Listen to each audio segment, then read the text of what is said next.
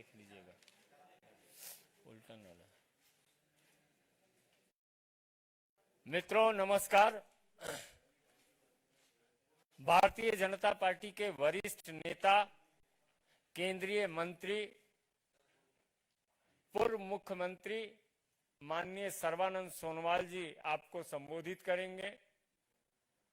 बगल में लोक नीति प्रतिष्ठान के माननीय निदेशक श्री सुमित भसीन जी हैं और हमारे माननीय राष्ट्रीय प्रवक्ता सांसद जफर इस्लाम जी और सरदार आरपी सिंह जी हैं। मेरा विनम्र निवेदन होगा, सर्वप्रथम एक रिपोर्ट जो प्रस्तुत की जा रही है उसका लोकार्पण होगा।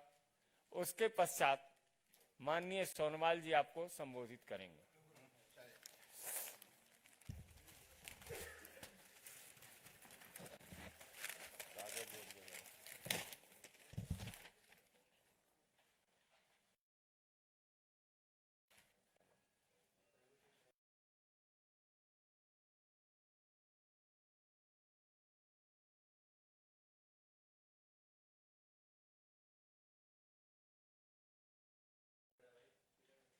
बहुत बहुत धन्यवाद।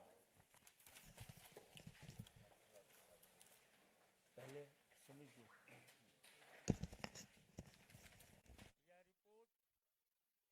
यह रिपोर्ट त्रिपुरा से संदर्भित है। हम सर्वप्रथम माननीय सुमित भसीन जी से आग्रह करेंगे इस रिपोर्ट के संदर्भ में बताएं।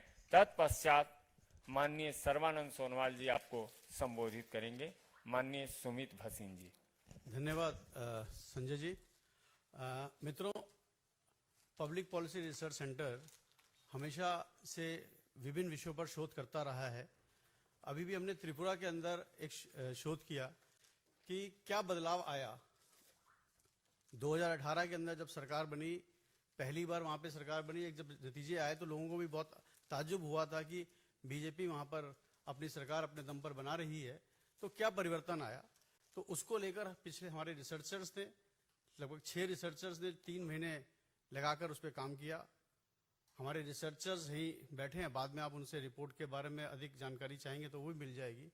बहुत सी चीजें उस पर देखने को आया, जैसे कि फार्मर्स इनकम पे कुछ आंकड़े आप लोगों को दूंगा। जैसे फार्मर्स इनकम है वो 98% बढ़ी 2015 के 18 के बाद से लेके, जो 6580 थी वो 13590 हुई, तो लगभग 98% वो बढ़ी। 9834 छोटे छोटे हैबिटेंट्स जो थे उनको प्रधानमंत्री ग्रामीण सड़क योजना के साथ जोड़ा गया। लगभग 22,787 किलोमीटर का रूरल इंफ्रास्ट्रक्चर इससे तैयार हुआ। इसके साथ साथ केंद्र सरकार की भी कुछ योजनाओं का वहां पे बहुत बड़ा लाभ हुआ, जिसके कारण लगभग 23,79,000 लोगों को मुद्रा का लोन वहां पर मिला है। 2,81,573 गैस के कनेक्शंस वहां लगे हैं। 100% इलेक्ट्रिफिकेशन वहां पर हुआ है। और सबसे अधिक जो 2019 के बाद हुआ, वहां पर जो टैप वाटर है वो 3.3% हाउस होल्ड्स में था, जो अब 2022 तक का उसका लास्ट डेटा है, दिसंबर 2022 तक का 58% हाउसेस के अंदर टैप वाटर वहां पहुंचा है। 3,47,000 मीट्रिक टन अनाज वहां पर मुफ्त कोविड के समय से दिया जा रहा है। लगभग 3 लाख के आसपास वहां पर प्रधानमंत्री आवास बने। 13.5-14 लाख वहां पे आयुष्मान के बेनिफिशरीज हैं। लेकिन आपको ताज्जुब होगा तो नंबर ऑफ बेनिफिशरीज हैं, लेकिन 106 करोड़ से ऊपर लोगों के क्लेम्स वहां पे डिसबर्स हुए हैं। तो एक्चुअल उसके जो लाभार्थी हैं और बढ़ जाते हैं। 106 करोड़ से ऊपर का डिसबर्समेंट हुआ है वहां पर। फ्री एजुकेशन वहां पे हर गर्ल चाइल्ड को मिलती है, और लोगों में प्राइमरी एजुकेशन तक है, कहीं में सेकेंडरी है, कई लोग 12वीं तक भी देते हैं। वहां पर ग्रेजुएशन तक कोई भी गर्ल की जो चाइल्ड है उसको फ्री एजुकेशन दी जाती है। और सबसे अधिक जो एक परिवर्तन वहां पर आया, 2018 से पहले वहां पे केवल 4000 सेल्फ हेल्प ग्रुप्स थे, जिसके कारण कोऑपरेटिव्स बनती थी और लोग काम करते थे, जिसकी संख्या 40,000 से ऊपर हुई है। तो ये कुछ डेटा है, ये पूरी की पूरी वेबसाइट हमारी वेबसाइट पर अवेलेबल भी है। वो आप वेबसाइट से पूरी की पूरी रिपोर्ट ले भी सकते हैं। इसकी सॉफ्ट कॉपी भी आपको व्हाट्सएप हो जाएगी। मैं सोनोवाल जी से कहूंगा कि बाकी की बातें वो रखेंगे, कुछ बहुत छोटे छोटे कुछ चीजों के हमने आंकड़े रखे हैं, इस और बहुत से ऐसे विषय हैं जो रिपोर्ट के अंदर दर्शाए गए हैं। धन्यवाद।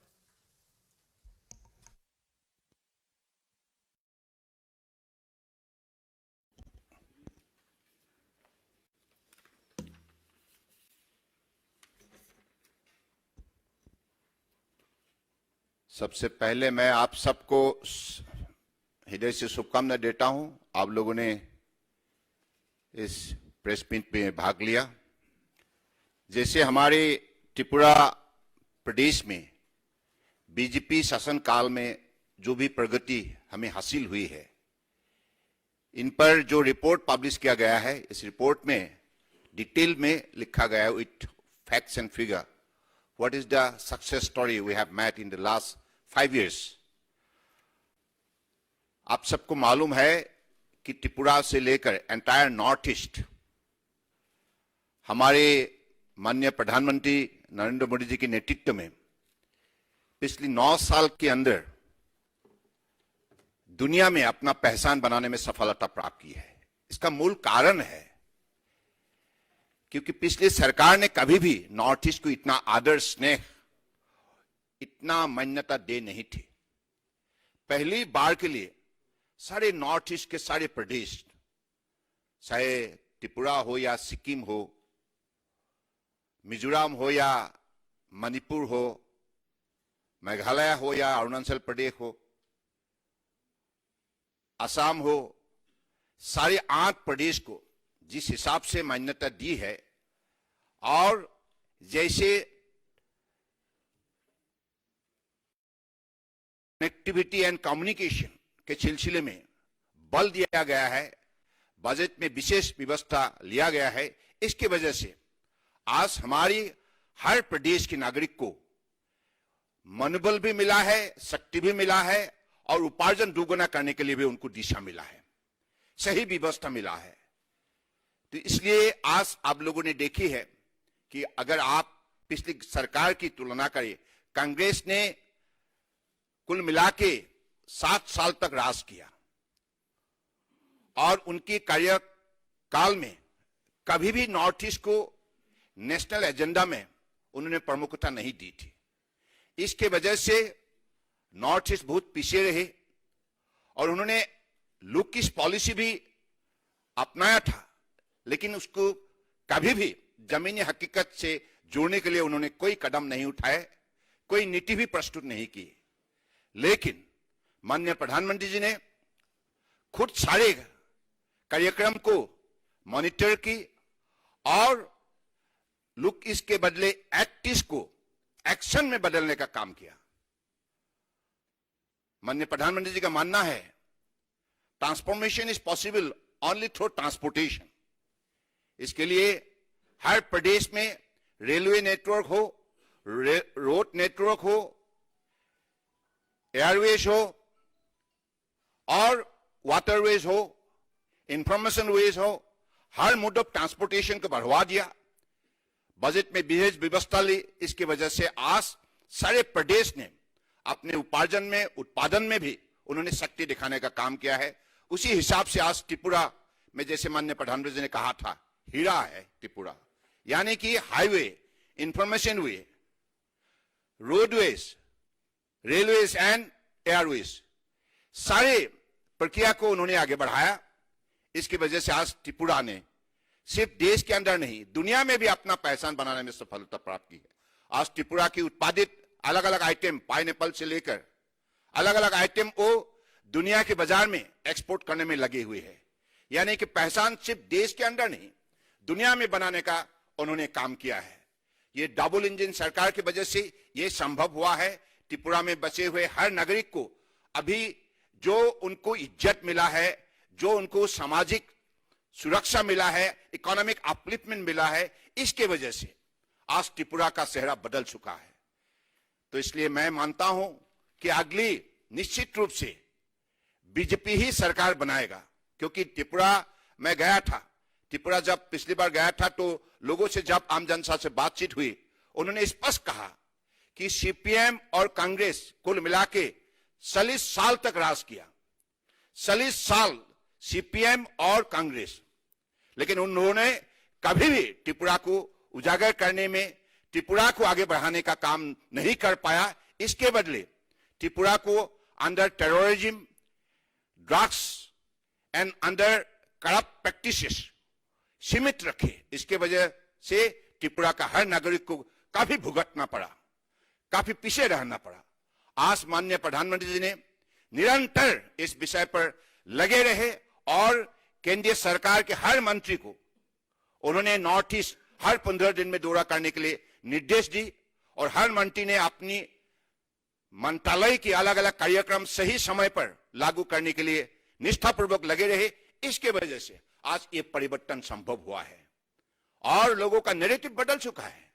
सबको लगने लगा है कि हम अभी मेन स्ट्रीम में आ चुका है।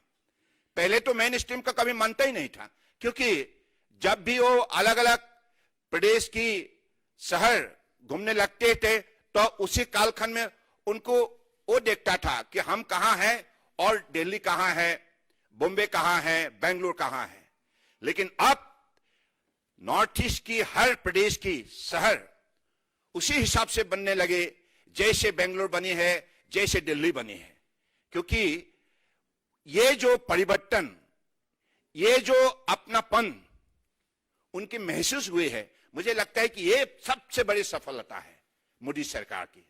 उन्होंने सिर्फ ध्यान ही नहीं दिया, बल दिया, शक्ति दिया और इसके लिए जो बजट प्रोविजन उसका भी व्यवस्था की और हर अधिकारी हो या मंत्री हो सबको निष्ठापूर्वक भक्ति भावनाओं से नॉर्थ ईस्ट को सेवा करने के लिए उन्होंने जो दिशा दी, इसके वजह से आज ये परिवर्तन संभव हुई है।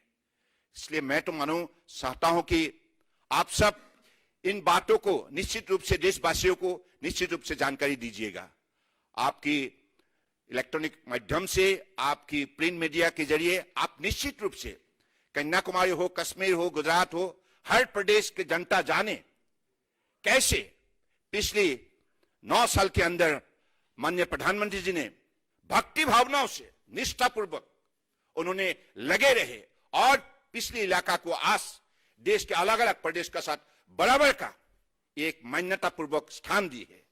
This is the greatest success story of Tripura during the BJP regime under the dynamic leadership of Honorable Prime Minister Narendra Modi जी। सो इसलिए मैं मानता हूं कि हम सबके लिए ये सिर्फ पॉलिटिकल भाषा नहीं है, ये हकीकत है। क्योंकि मैं नॉर्थ ईस्ट से बिलोंग करता हूं, मैंने हकीकत देखी है, पिछले 30 साल 40 साल में मैंने देखी है।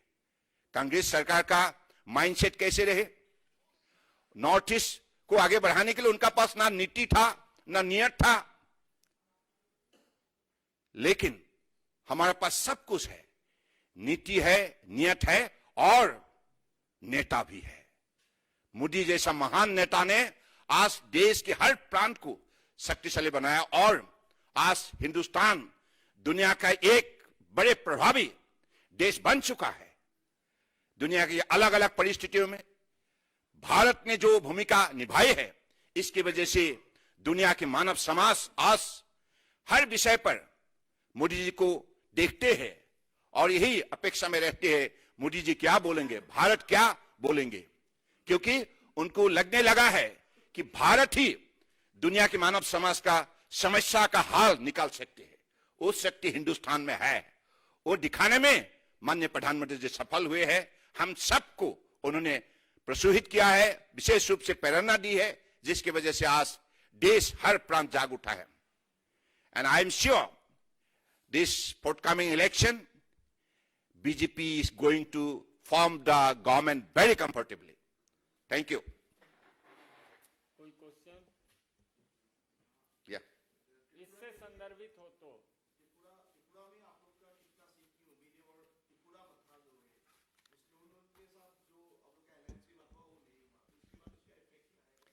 देखिए, बात स्पष्ट है, लोगों ने विकास देखी है, इसलिए त्रिपुरा का जनता ने मन बना लिया है। क्योंकि बीजेपी रहेगा, उनकी जीवन सुरक्षित रहेगा, विकास की रास्ते पर वो भी तेज से चल पाएंगे। क्योंकि BJP is a performing government